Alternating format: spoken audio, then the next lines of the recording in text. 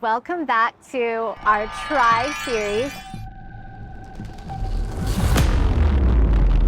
where we try a series of food items and or restaurants recommended by local chefs, foodies online. Today, we're gonna be trying the restaurant that was named 2024 and 2023 Best New Restaurant in Boston. Comfort Kitchen in the beautiful neighborhood of Dorchester. I have really fond associations with Dorchester because I befriended a cat in Spain who loved to rub himself up against doors and chairs, and so I called him Dorchester.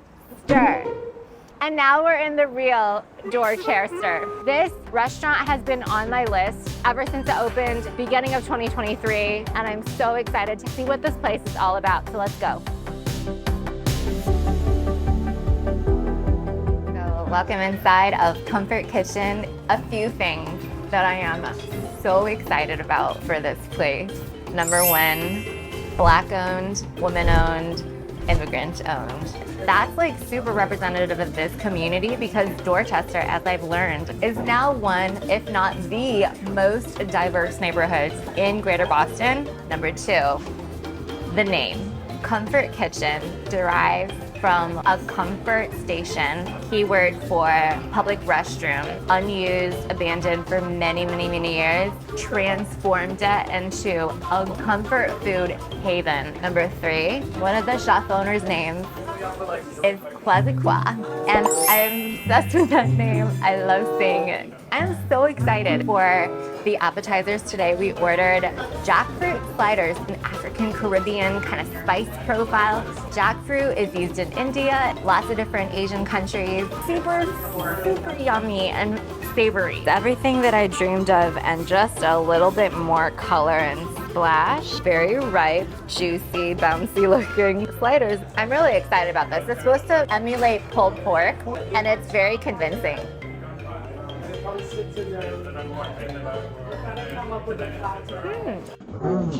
Ooh. This is so unique, actually. When you first bite into it, it's like this mini brioche, but once you land into the center, there's so much spice and flavor and sourness in this little package of bliss. It's just like an explosion of global comfort flavor. This jackfruit here, sour. There's no sweetness to be found. It almost tastes like a bamboo. That's so interesting. Fascinating. I don't feel like I'm missing any pulled pork. This is everything that I would want in a slider in terms of flavor. I had no idea what to expect, but this is great. Our waiter also recommended another super fun thing to say, kalawele, which is a plantain dish. Very distant cousin is banana, but super yummier cousin. I think I'm supposed to be going into this with a fork, but unclear. Oh my gosh, like, you see this sauce in here? I get plenty of that in my fork. This looks like fried chicken.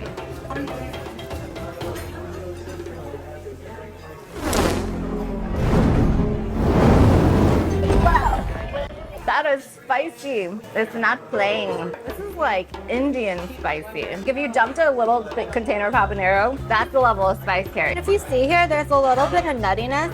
It just adds so much more flavor. What does that remind me of? Ooh, I know.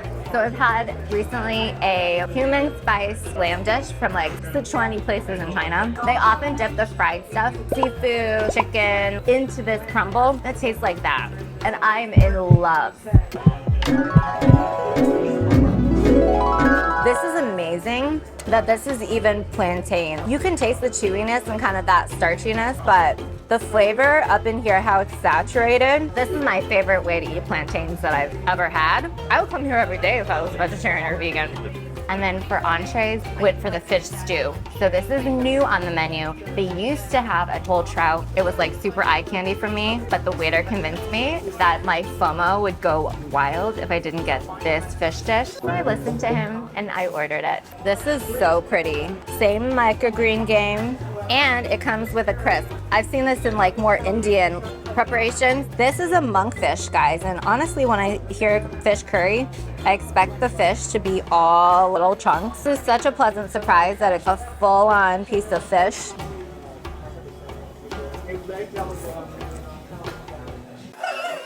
That's beautiful.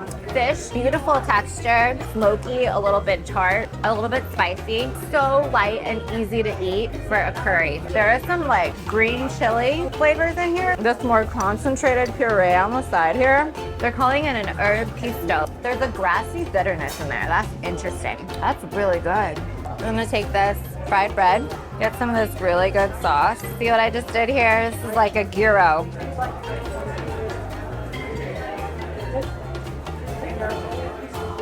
It's so good. This is where I should have started. This dish gets better when it's married. Married with this fried bread. That's a love language I don't know how to convey. I feel like I get fat on this.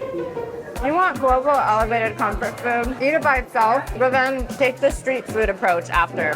That with the fish, favorite thing I ate today. I think a lot of the places that I've been to that have featured African diaspora flavor, they have these really hearty, huge, massive portion sizes, and I'm in love with that kind of vibe.